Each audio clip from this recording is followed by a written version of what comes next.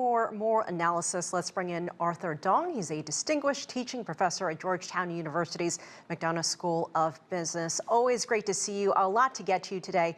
Let's turn to the latest in the markets. There's been a little bit of a recovery at the New York Stock Exchange since Monday's open.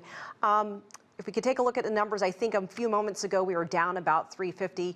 The Dow was. Obviously, now we're 400, not over yet. So Arthur, what is the bottom, especially as we start to hit some of those tariff dates later this week as they come into force? Yes, thank you, Elaine, for having me on again. Yes, certainly the downward trajectory of the world's financial markets, including Wall Street, are just a harbinger of things to come. I can expect that the market will continue its decline, and we have not seen the bottom yet, as these tariffs are going to start to kick in on April 9th. So I think markets are going to be bracing for additional bad news that's going to come out of the world markets. As we also heard earlier, President Trump threatening an additional 50% tariff on all Chinese goods. I'd like to get your thoughts on that, what it means, and what that would mean for consumers and the markets. Well, certainly China is not going to answer to ultimatums.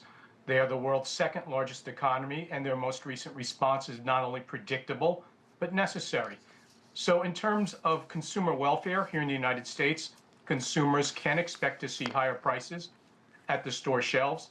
And I think the transmission mechanism of those higher prices will begin very shortly.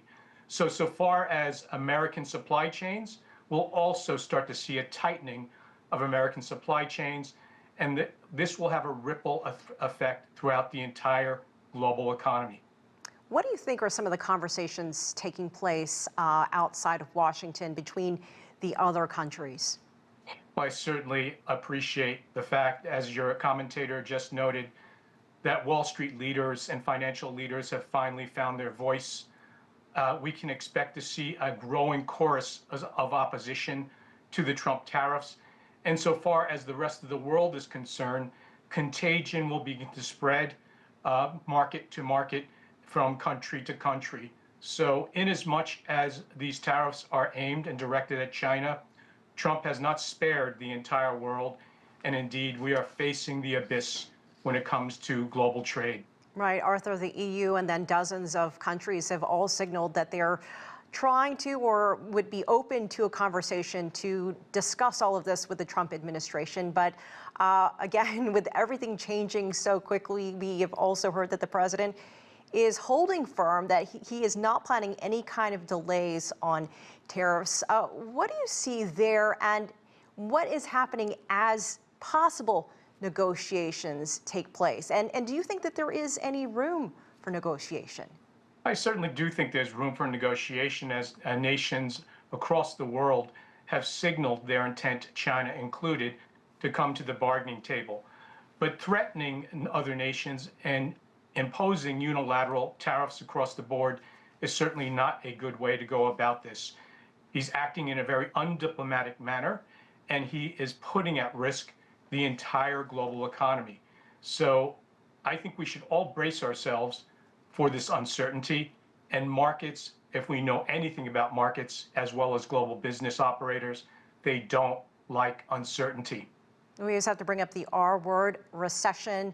We saw that the chances for a recession have jumped significantly, but are we already in a recession, Arthur? I would believe that sooner rather than later, the recession and the R word will come into full focus.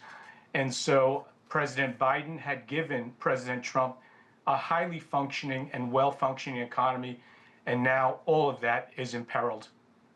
Arthur Dong, always great to get your very measured and diplomatic take. Thank you so much for joining us, as always.